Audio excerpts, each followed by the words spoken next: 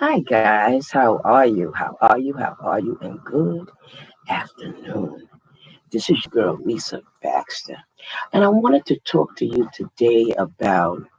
I want to give you some book writing tips. I never wrote a book before. I wrote 6 books now, and working on the seventh. I published only 2 books out of the or out of all of them, and some of them I'm still writing or critiquing, and it takes money. So I mean, some people told me they did it for free and nothing. I didn't have that, but what I did have is some support. So I'm going to talk to you about the books and stuff like that, and we're going to take this a little at a time. I mean, maybe you want to write a book. I mean, some things I want to write, I don't want it to be such a big, thick, or long book. I like to get to the point. I like to have the words easy. Now, some people are scholars, and some people can read a scholar book. My books aren't with giant words and stuff like that. You can see the pictures of my book behind me. You can even uh, this is my the cover thing with the PKD, and this is my Blessed Kidney Connections brochure. You know what I mean? So you try to do so many things to spread awareness, and you don't really know all the things you could do, but you just try to do a little bit of everything. And books is one of the things. All right. So let's go first of all, you need to get an idea. You want to write a book, but what kind of book? You know what I mean? You want to write a book, but how many pages, how thick, who will you use? You're gonna have questions, and a lot of stuff you could go to friends that wrote a book, or you could Google some of it. Go online, speak to authors, speak to publishers, publishing companies, unless you want to self-publish. My first book, self-published. Second book, I used a publisher. And tell you this the truth, they seem like the same thing to me. You know what I'm saying? Because either way, I had, I did things to make the book grow and stuff like that. And with publishing companies, sometimes they want you to pay them so much to do so many things. You flying somewhere in a hotel and all kind of stuff, and you have to pay for all of that. Plus, sitting there, out there, and being out there, because sometimes you have to pay to be in certain places to sell a book. I never like the book to be too expensive. Sometimes it'll be your choice to make the price of the book, and sometimes it won't be your choice. First book, I was able to say $10. Nobody gave me no trouble. Self-published. With the publisher, I wanted to be cheaper because a children book. He says no, $16. So, I mean, I didn't know all the rules and regulations. I never wrote a book. I didn't take a class either. Maybe I should have took a class or take a class, because you have things online that help you with editing. You have things. I use somebody to do the cover of my book. You know what I mean? So, and I use a regular picture. Some people go to a photographer or take maybe a picture that they had from a photographer and use for the back of the book, the front of the book, the inside of the book. So, I mean, you could do it so many different ways, but I'm going to take you a little bit through what I did and what little I know. Whatever knowledge I got up here, you're going to have it out there with you. How about that? So, have your idea and think your thoughts, make out your plans and stuff like that. I remember buying a 99-cent book. And a book in 99 cent anymore. My other book that I really had the little ringlets with the 5 different or 3 different sections. And what I did is I thought about what I want to say and who I want to say it to. I mean, who am I talking to? Who's going to be my audience? Who would care about the book or would want to read the book or be interested in the book? You got to think of that too. I mean, some things just sell, blow up really wonderful. And some things stay on the shelf and just, you know. I can't say that the books did really well. It did, tell you the truth, my books did better before I had a website. The dialysis centers bought them and, and stuff like that, and used them for the staff and used them for the patients and people and their family members and stuff.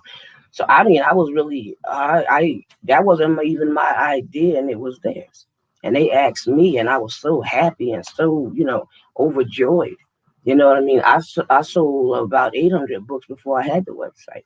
And then I would go places, and I would also give the book away for free. Sometimes you can't sell everything. Sometimes you have to sell it for less than what you paid. I mean, what it cost. If it was $10 and the person was on a fixed income, I gave it to them cheap. But sometimes people are funny when you try to sometimes do things for them. They say, "Oh, I ain't no charity case." So I said, I know you're not a charity case. I said, "Well, what do you got in your pocket?"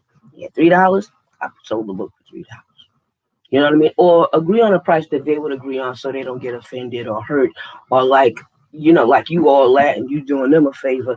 You're doing them a favor, but I guess some people just won't take it as a favor. So you got to be prepared for that. You get the love for writing a book, and then you get the slap in the face for writing a book too. I mean, some people say, "Well, who told you to write a book? You ain't no doctor." You know what I mean? I use my own life and my own experience and stuff that I learned from other people in my own family that was dealing with dialysis. So I wanted the book to be about dialysis and kidney disease and stuff and everything that you go through. So I made this book through the eyes of a dialysis patient. Here's my picture on the back of the book. That's when I had some twisty dread looking dreads and what have you. So I mean, and look how thick it's really about 100 pages is that many. You know what I mean? And look, you can see that the writing is not that much writing on the pages. You don't want to overwhelm the person. And look, double spaced. You can do anything you want to do. You can, have your name in the front, what have you. I mean, it goes like that. The barcodes and stuff. You want it registered so nobody can take or steal your book, and stuff like that. You want it copywritten. And a lot of publishing companies take care of all of that. And sometimes you run into glitches. So you want to just do your homework, do your research, do shop around. All right. I mean, you don't have to go with one person or one idea. Shop around, shop around. So, I mean, I talked about everything when I dealt with dialysis, when I got the news about it, all of that kind of stuff. And I figure that's important because some people be so shocked or so scared. Even with my family being on dialysis didn't have anything to do with my experience. It does and it don't. You know what I mean? But it depends on the individual and the person. I learned some things from their stuff, but they were quiet about it. It was just on. I didn't know anything about dialysis. I know so much about dialysis and transplants and all that stuff down than I did before. And sometimes it's good to do your homework before. And a book can change stuff. Now, because I self-published this book, it was hard for me to get it in Barnes and Nobles and stuff. I'm still working on that. There's so many glitches and stuff like that. It's probably easier now than when I first wrote it. But I had to have it with books at Book Baby, because books at Book Baby not only would have it, where I sold and gave away hard copies, but they could, you can do it on your tablet and stuff like that. And that's important to have too. Some people don't want a book. They want the thing. And some people wanted it, and I had to autograph it and go different places and stuff like that. Mail it to people. I did a mailing list and all of that. Had a P.O. box, the whole thing. You can do it any way you want to when you're trying to write a book or do a book. So with the children's book, Melzy Takes Dialysis, the show and tell at Barnes and Nobles and at Amazon. And I also gave some of these things away. You have to sometimes just be a blessing. Like I said, for half price, cheap, or no money at all. And that's when I started getting my hair short, because dialysis made it thin and wasn't thick as it was. But even with children, you don't want to make a bunch of pages. And sometimes it's good and even cheaper to have the pages split when you're doing children's stuff. Because you could have all the writing over here, and it's not much. And, the children attention span is very short. And then you might have one picture on the page, 2 pictures on the page, whatever you want to do. So it don't have to be too many pages. It can be to the point.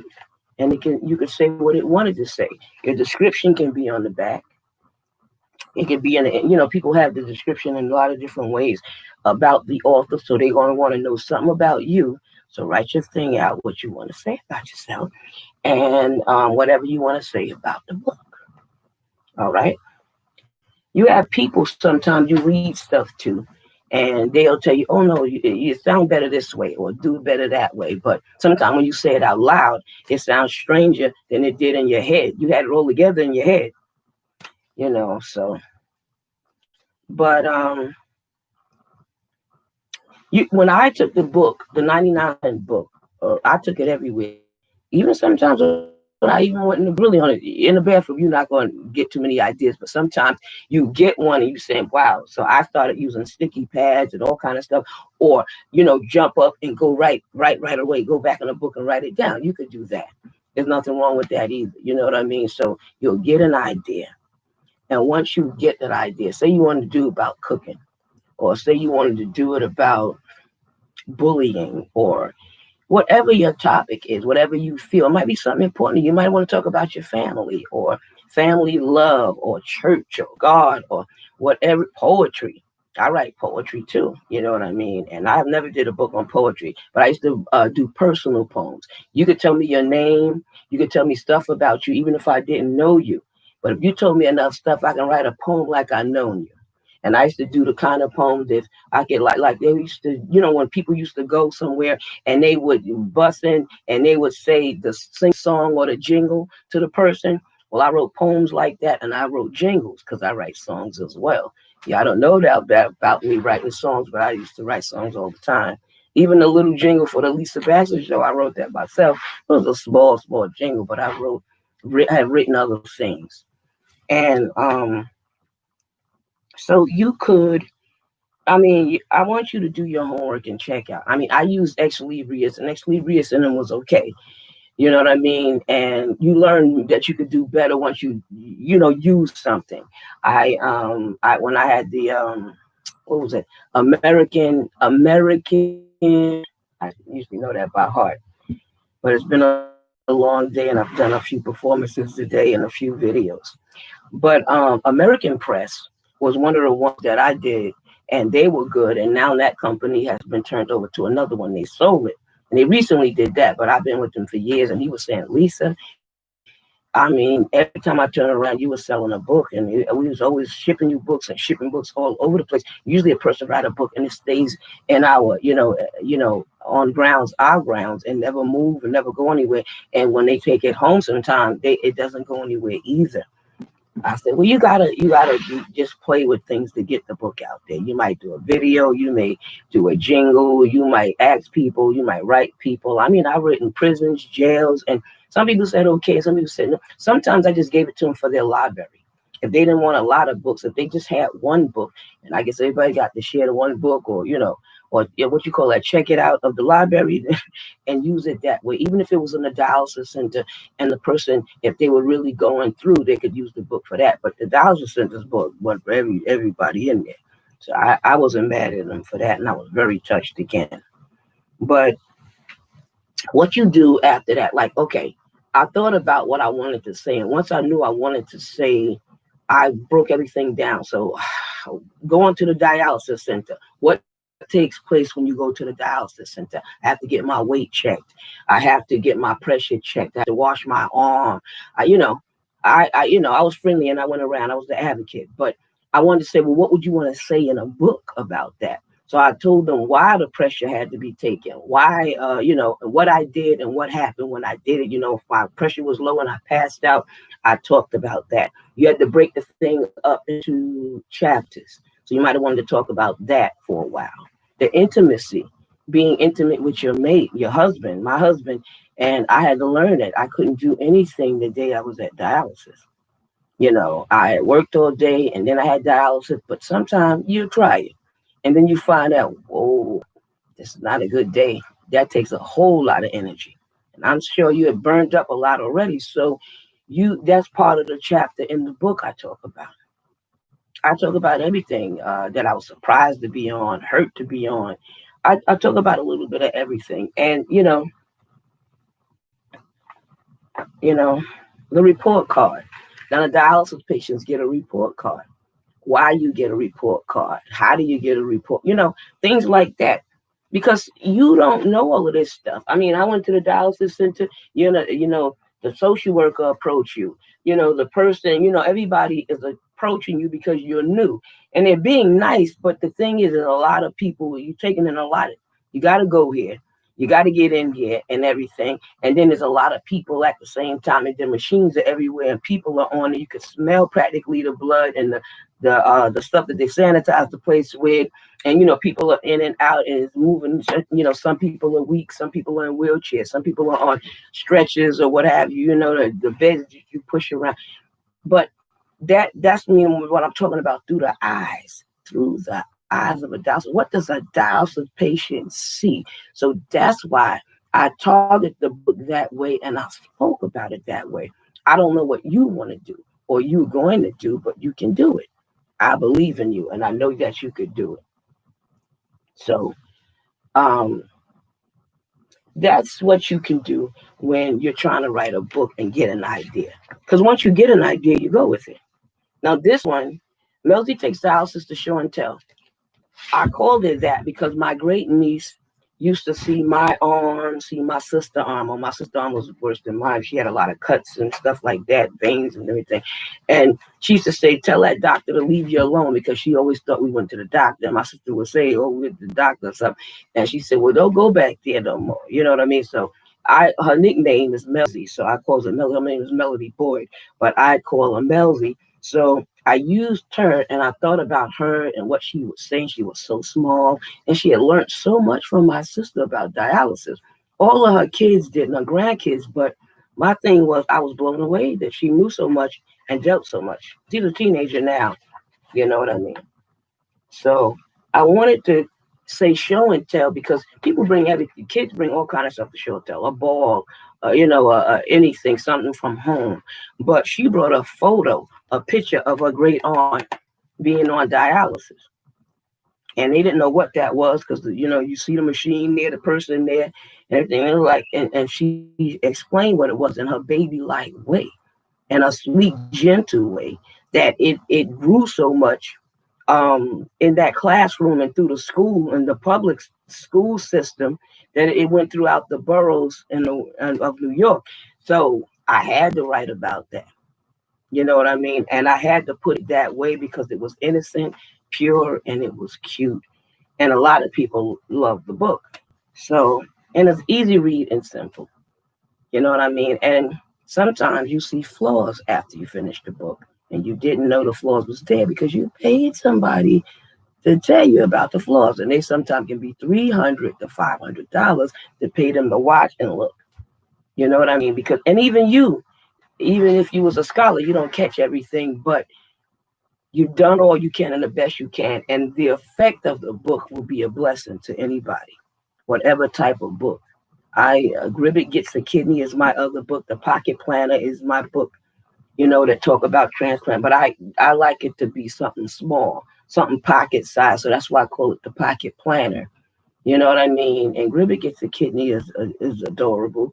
You know what I mean? And I'm trying to write something with my sister. We supposed to co-write something. You know what I mean? And she's picking the name and everything of the book. And she's written several books herself, about 7. I didn't want to write a book, and I didn't feel like writing a book because sometimes it could take a lot of work.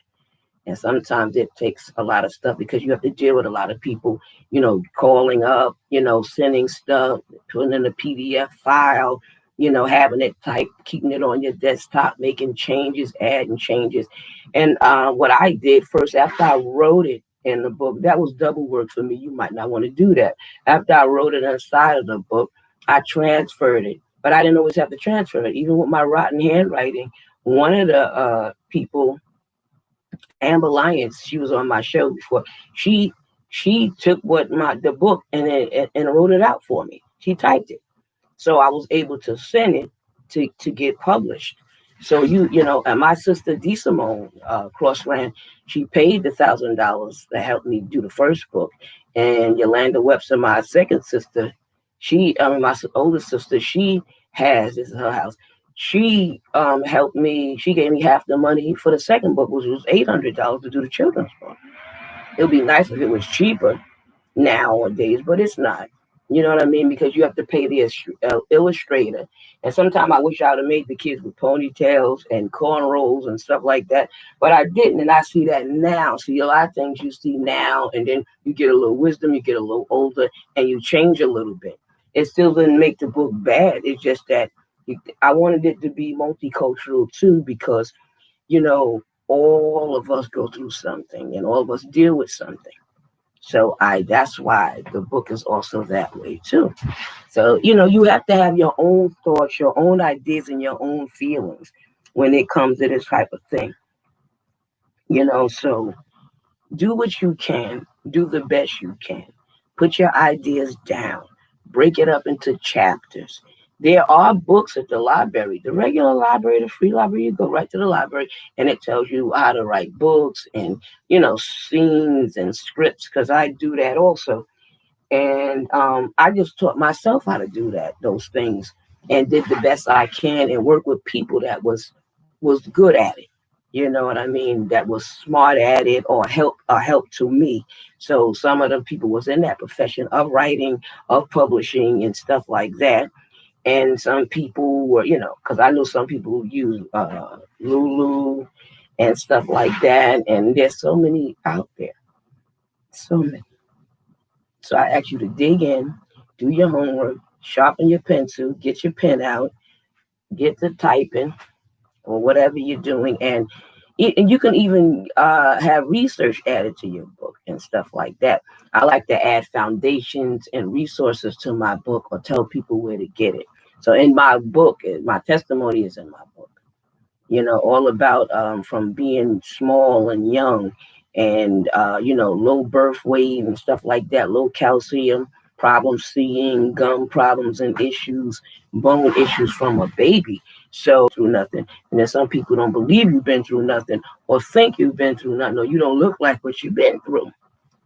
But anyway, get your ideas, jot it down, talk to other authors, talk to other people, Google some companies, even look at a book that's not yours, and look at that book. You can get ideas from other people's book as well. Doesn't mean you stole an idea, but you can sometimes, the format of the book, or the width or the thickness of the book, or the type of book. You see children books, so look at all the children books. You know what I mean? I'm sure when the Mickey Mouse Club and all of them things came about, and Walt Disney and all of those different things, it started with an idea, and the thing just grew and mushroomed and bloomed. Your book can do the same thing. It can make you money. It can help others. Sometimes it might make you popular, and sometimes nobody care about it. And sometimes you're the only one that care. I know authors that write books and they don't really sell it or do nothing with them. They just keep writing. It's a hobby, but it's an expensive hobby. So I just wanted to write one little book. I didn't want to write none at all, and I wrote one, and I ended up writing more than one. But I do what God says. He tell me to write a book. I have one called My Relationship with God and stuff like that. So I'm trying to put that out. I misplaced my papers with that, because I find that if you take a book for everything, like a different 99-cent book for every book that you write, or type of book you write, or the idea, because they all won't be the same. And you won't do them all the same, or feel the same way about it, or format them the same. You can be sleeping really good and the idea pop up in your head. You know what I mean? Doing something, cooking, just like anywhere in the house that you could be, and feel this or get this idea or this inspiration. Sometimes you might get it from a person, or somebody in the family, or somebody you deeply respect. But write it out. Know your vision. Write the vision and make it plain. The Bible talks about that, So be blessed, be well, keep up the great work. And I would love to hear about it if you wrote a book, or writing a book, or written one, or plan to. You can always put your ideas and thoughts in the space, and I can always see it or go back to it, or something of that nature. Okay, or find me on Facebook.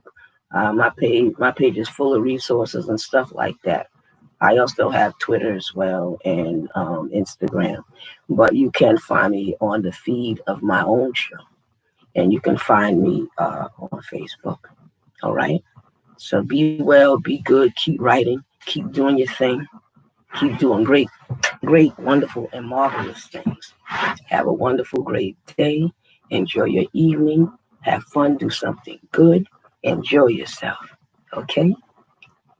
We're a team. It takes teamwork to make dream work, and sharing is caring.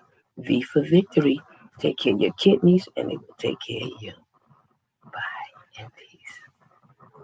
This is the Lisa Baxter Show, giving you the 411 in a kidney world. Tips just for you.